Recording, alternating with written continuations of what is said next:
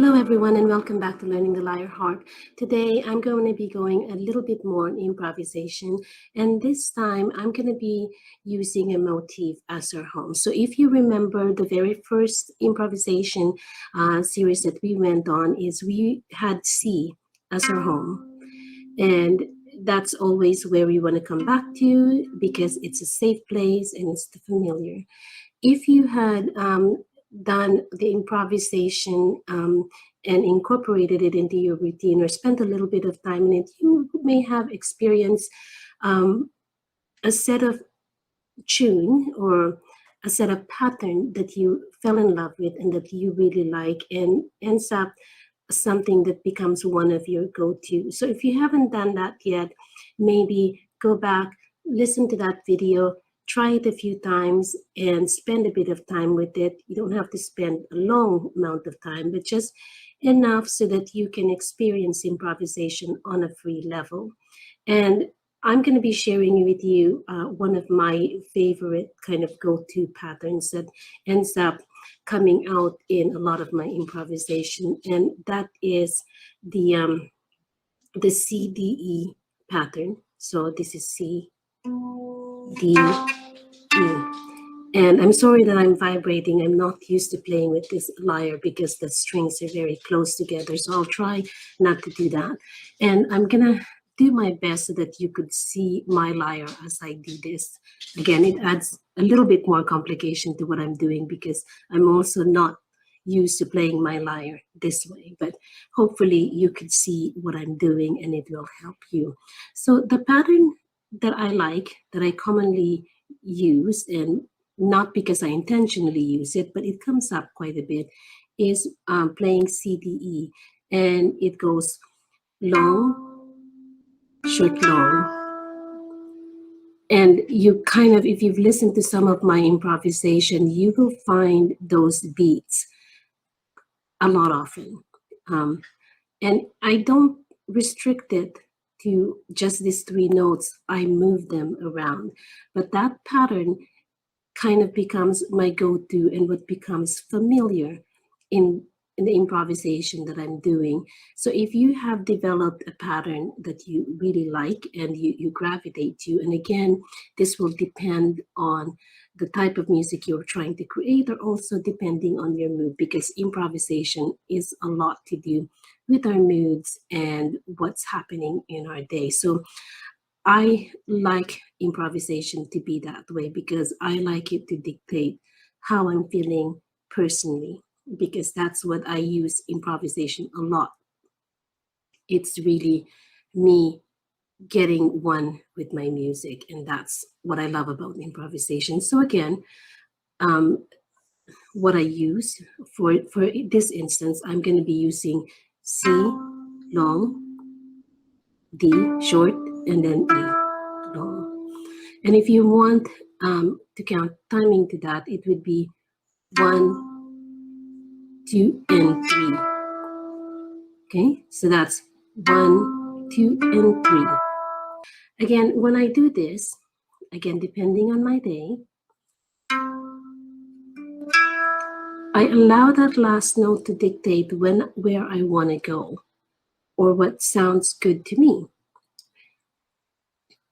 I'm going to say the note that I'm going to just so you could follow along.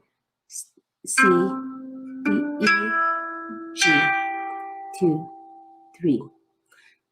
E, D, C. Again, the familiar home.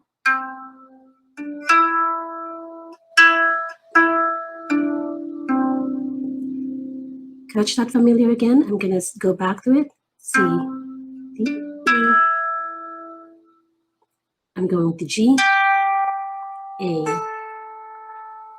I'm going to move that familiar pattern now to G, A, B.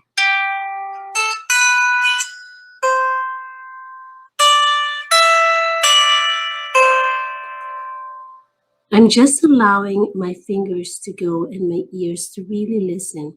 If I like those sounds, I'll repeat it again to see really just how much I like it and if I want to keep it.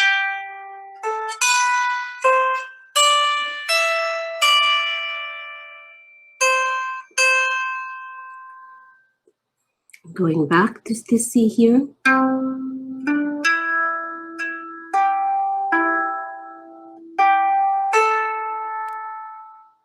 Okay, I'm only telling you when I'm coming back home, just so you can keep an ear out for it. C, D, E, E, G, A, G. I'm going to this C right here, the top one.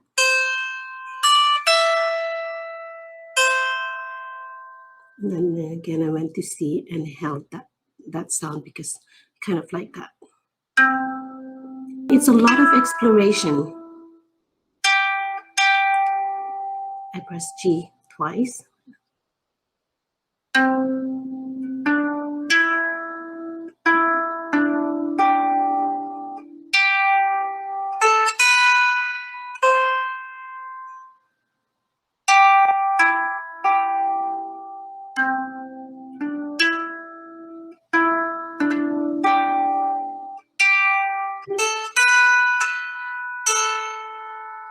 Again, I'm going back to my home, C.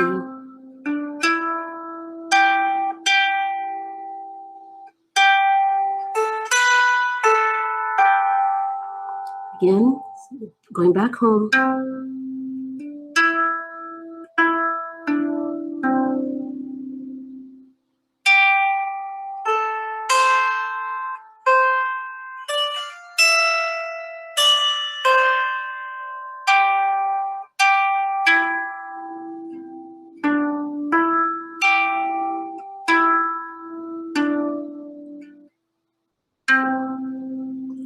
That's pretty much it. So again, find a pattern that you gravitate to, something that you like, and work with that pattern and use this as your home. This just anchors your improvisation and your composition to something that's familiar and something that's new and something that is catchy, because really a lot of the music that you hear, especially in popular music, there's a catchy phrase there. And that catchy phrase is always kind of becomes the home, what we know that song for. So, you know, having that motif, that's what we call it, is that motif pattern into your music kind of gives it that familiar sounding, that catchy phrase, and just something that really resonates with us as the musicians and our listeners. If you have a different pattern, I mean, a familiar pattern would be C, E, G, and that's just, you know, you're just skipping tones, then use that and move it around,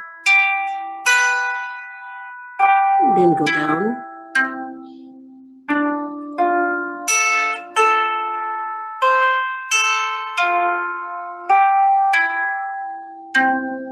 Again, all I did was play my notes, either going up or down, and I'm skipping a string each time I play a note. I'm not playing any notes consecutively because that's kind of what made sense to me and what I was going for.